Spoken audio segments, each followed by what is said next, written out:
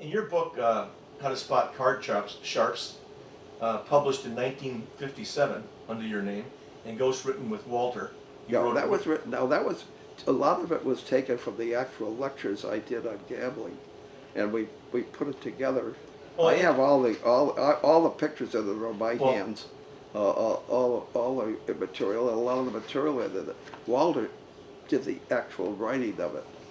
In Darwin Ortiz's Antenated Erdnase, he quotes some of your book.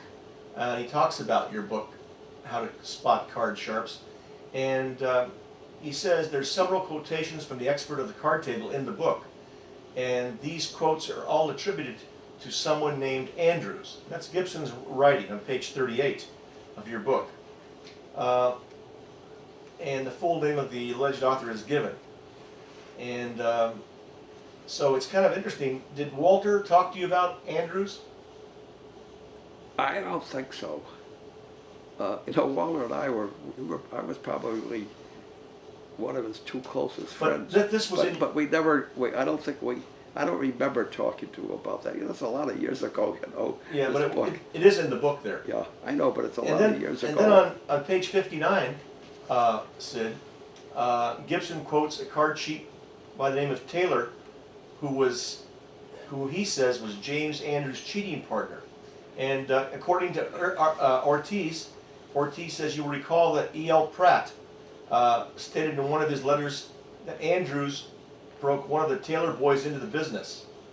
Well, that could very easy, because Walter had information of it. But everything Walter had wasn't always correct. Walter, for example, was one of the people who insisted Houdini was born in Appleton, by the way. Did you know that? In other words, he did not believe that he was born elsewhere. So people make mistakes. And Walter and I were as close as any two people you could get in magic. I used to spend time at his house, and he spent time at my house, and we agreed. But I don't remember the facts of that. Yeah. Did you know Martin Gardner? No. Did Walter knew him though? Oh yeah. Do you have any candidate who Erdnase is? Who do you think he was? I don't think there's any question, but the way he was the person that was ended up, and I think that Whately's research and my research backed him, is what he was, who he was. I don't think that a person would change a name and reverse it, and then change letters also. So it just isn't logical. For example, I used magically, and I for a while I used Rendar, which is a great magic name, Rendar the magician. I mean, that sounds better than most names you could make up. Well, that's my name backwards, but I wouldn't change Rendar and then change 3 or 4 other letters. I mean, a person would do that. I could see where he would reverse it, but why would he reverse it and do something different too? What's the point?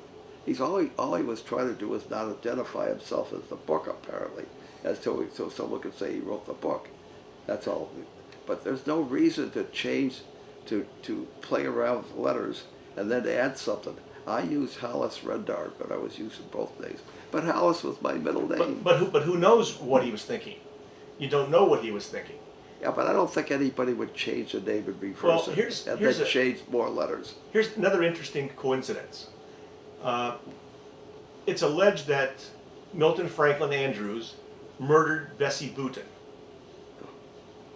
And this was in Colorado Springs, Colorado. And in the Colorado Springs Gazette, in 1905, I believe it's '05, there's an article about Andrews and the murder of Bessie Booton.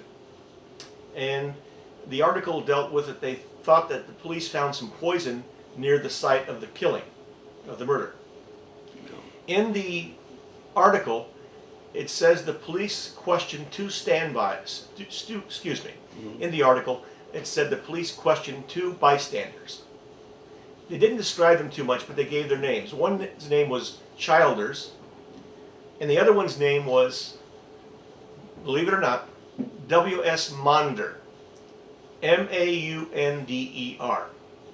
Exactly the same amount of letters as Yeah, SW. but I don't think, I think that's, But yeah. but there's only two letters that are not used in SW Erdnase. It's I absolutely. think you're giving more credit to all that. I mean, it's like the people coming up with all the things with Lincoln and also with Kennedy. I mean, you could come up with all kinds of things if you look for them and try to twist them and so on. But I don't think that a man trying to cover up his name would go and change as much as, you know, as Well, here's the I situation. can see reversing the name because it comes out great. But he changed his name several times.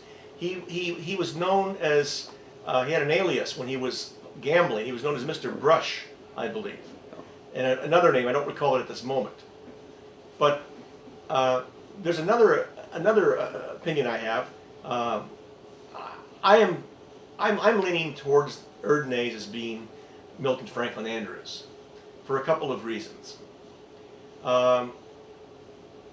He fits the mold. There's not any other candidate that anybody has brought up that had the gambling experience and the lifestyle that he had. And there's a couple of other names that have been mentioned, but one fellow was a railroad worker. Now, why would a railroad worker write a book on card magic? And Unlikely. And another part of this, there's people that we know who helped on the book. James Harto, who was from the back east, and there was a guy by the name of Pratt, who claimed to have known directly that it was Erdnase was Andrews. Also, Sid, the reason we have never found a signed copy is because he's dead. And a person would always later on say, hey, I wrote that book sometime 30 years afterward. But one interesting thing, which I read in the San Francisco newspaper of 1905, the San Francisco Call, it seems to me that there was knowledge of Milton Franklin's death before it even occurred. There was an article in the paper knew about it, and so did some of the police departments knew about it. So it leads me to believe that he was murdered by the police. Could very easily be. In those days, you know, they didn't. They did things like that. Well, good or bad, you know, they thought he was a notorious killer, but he might not even have killed Bessie Booton. Yeah, but also there's another thing. At every single day that I read, and I read a lot of papers, most every paper has a correction, little paragraph of corrections of the mistakes they made in the previous day's paper with spelling of names wrong, getting the wrong names, the wrong pictures, and so on. And I had that happen in a story in the Wall Street Journal or the New York Times, I forgot which one. But they had my name massacred, and I never called up to correct it. And I told them about it a couple of years ago, many years afterwards, and they corrected it. But they like to have their information correct. But if you get one of these newspapers where there's a mistake, the mistake stays. And in those days, that was common. There were a lot of mistakes made. It was, and therefore, the Andrews could have been another one of somebody got the wrong name or whatever. And just as simple as all that, strictly an error. They were common. Oh, well, Andrews, Milton Franklin Andrews. All I know is that there was an Andrews that came to Holyoke, married this Holyoke girl, and went out, it was the same one that went out west, and also he did do books which the nieces and so forth didn't know was an expose of gambling. They didn't understand that part. They only did some books on magic or whatever. Now, along with people like Vernon and who said that's where he came from. That's that. Now, where the name got twisted again, I don't know. Obviously, people who use other names use many aliases.